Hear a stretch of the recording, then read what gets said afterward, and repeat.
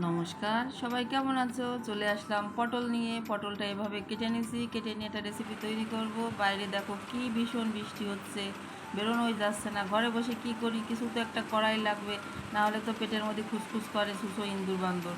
তাই চলে আসলাম রেসিপিটা করতে। পটলের দিব্যি দিয়ে বলতেছি, এত সুন্দর লাগবে রেসিপিটা, না বানাই খালি তোমরা বুঝতেই পারবা না।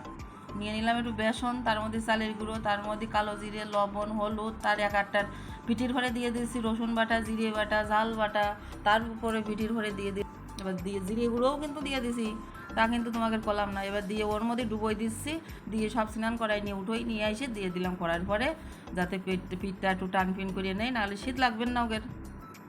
নিয়ে দেখো ভাইজে নিচ্ছি, বেশি সময় লাগেনি, মোটে 2 থেকে 4 মিনিট সময় লাগিয়েছে। ভাইজে উঠোই নিচ্ছি। এ আছে শিল্পীর কাজ, শিল্পীর কারুকাজ এগুলো। তা রেসিপিটা কেমন হয়েছে তোমরা জানাই, এনে ভাজা হয়ে গেছে, এবার খাবো গফা গপ। আমার তো একদম সেই স্বাদ। তুমি যে এত সময় বসে ভিডিওটা দেখলে, তোমাকে অনেক অনেক ধন্যবাদ।